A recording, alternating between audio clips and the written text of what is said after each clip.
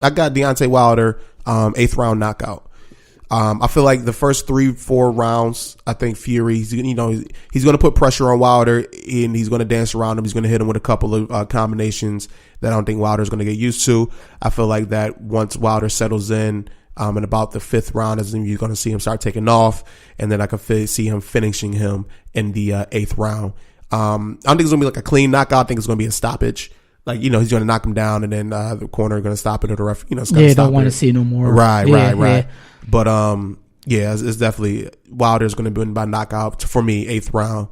And even if Fury was to win, I wouldn't be mad. No, you can't. You know what I'm saying? Because I fucks with both of them. Like, I like both boxers, and I feel like either one would beat the shit out of Joshua. You definitely can't count Fury out. And with that being said, Fury, if he do win, it's going to be by the card. He's not going to knock Deontay Wilder out. Not that chance. Even though, heavyweights, he's a heavyweight. Still a heavyweight. Yeah. Heavyweights, exactly. Like, any punch can knock anybody out. Not only that, Tyson Fury is known for knocking people out with some amazing body shots. His body shots is... that's another aspect that we didn't touch on either. Like, and his body shots and his clinch game and those body shots is very impressive. Oh, yeah, definitely. I was watching the All Access and the trainer, Deontay Wilder's trainer, selling it. He's like, when y'all wrap up, like, when y'all break apart, he usually gets a couple of shots in, so be wary of that. Yeah. So they're on it. They're definitely on it.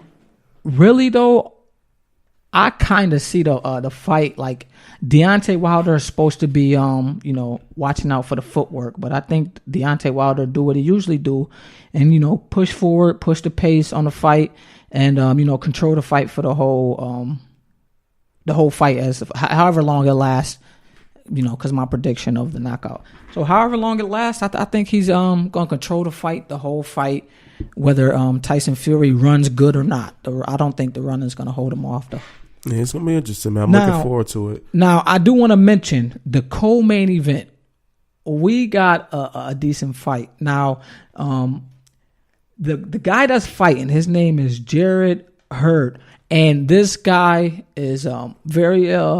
elusive. He got nice footwork, very technically sound boxer. Now, if anybody familiar with the Charlo brothers, which they're a big name, along with Errol Spence, they in the same camp. But I can't really remember if it's Jamal Charlo, but it's the smaller brother. He's supposed to be fighting. Jamal. I think it's Jamal. Mm. But anyways, he's supposed to be fighting or lining up to fight one of them guys to bring those belts together to unify. He's already a unified champ, actually, with his last fight. But this guy is amazing. Like, be on the lookout for this dude. Co-main event of the Tyson Fury and Deontay Wilder.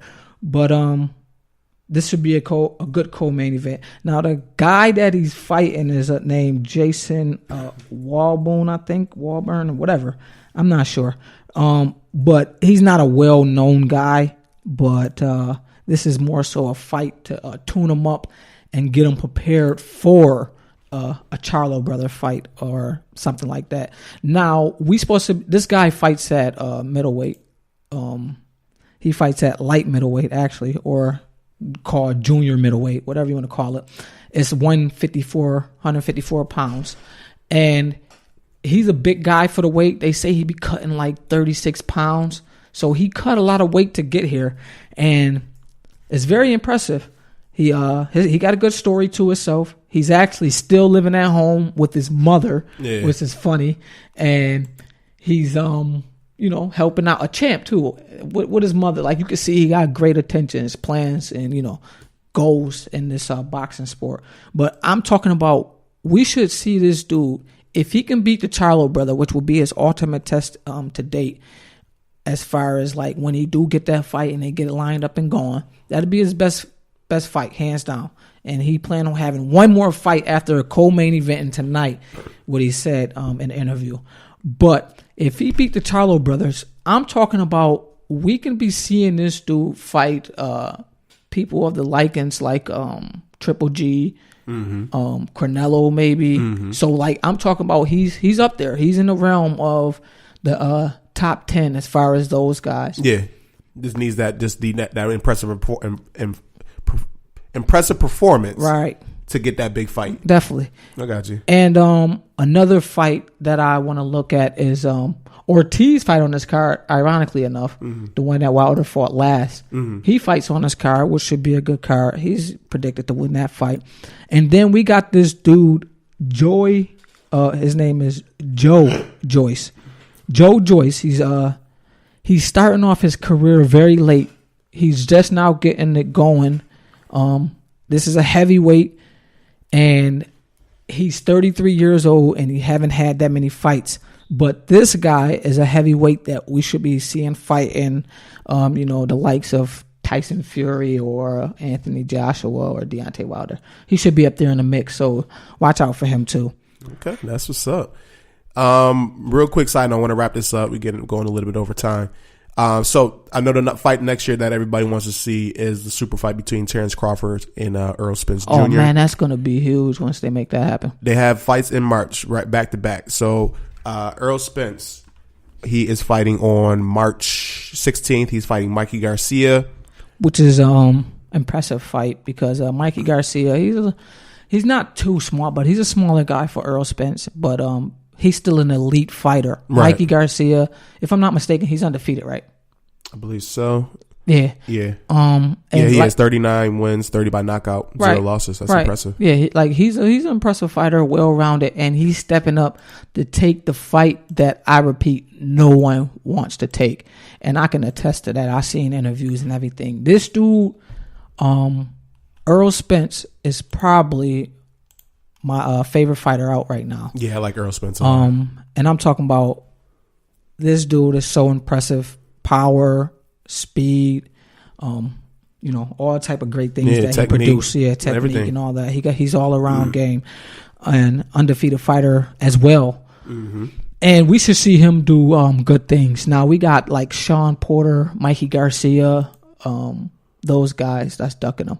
The only huge name that he fought is Kell Brook. Kell Brook, yeah. And which was an impressive fight. Knocked him out in 11th round. Knocked him 11th round, damn near broke his eye socket. That's some impressive stuff.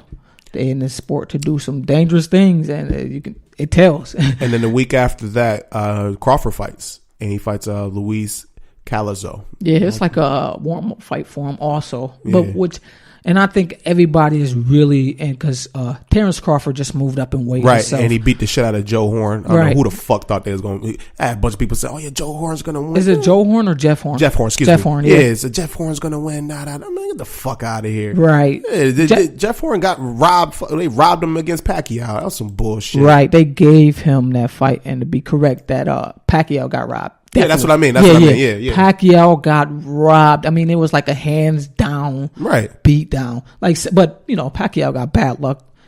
Yeah, Pacquiao be getting robbed all the time. One of my former favorite boxers. He's past his time, I think, and should be closing it. Calling it, he's talking about fighting Mayweather again. Yeah, I want to see that fight. I don't even want to see it. I wouldn't pay for it. I'll go to the casino or watch it online or something. Nah, I don't even think I would do that. No, I would have to. I'm a boxing fan. Let me take that back. But I really don't want to see that fight happen. For one, I don't want to see Mayweather fight anymore, and see his hand picking fights, however he do that situation and so forth. But back to the situation at hand. This dude is very good, Terrence Crawford. He is. Yeah, Crawford a beast. He is. I'm looking forward to the fight, man. I hope they make the fight happen, Crawford and Spence. I hope the promoters don't get into the way because you know how that shit can be. No, both of these guys are on board. I think it'll happen. Both of them want this fight. So I think it'll happen within time. Now, 2019, I'm not sure. They say it, but they're saying towards the end of 2019. Yeah, I think it'll happen in 2020. All right, so I'm gonna go ahead and wrap it up from here. So yeah, man, I hope you guys. Thanks for tuning in again to another episode of the Sports Your Enthusiasm podcast. Definitely looking forward to the fight tomorrow. We got our predictions in, and then next week we'll go ahead and we'll talk about it again. Anything else you want to say? Nah, actually, no, that'll be it. Thanks for having me, though. Yeah, no doubt, man. I look forward to coming back. All right, once again, thanks for listening. Make sure you guys drink more water. And tune in next time. All right, take it easy.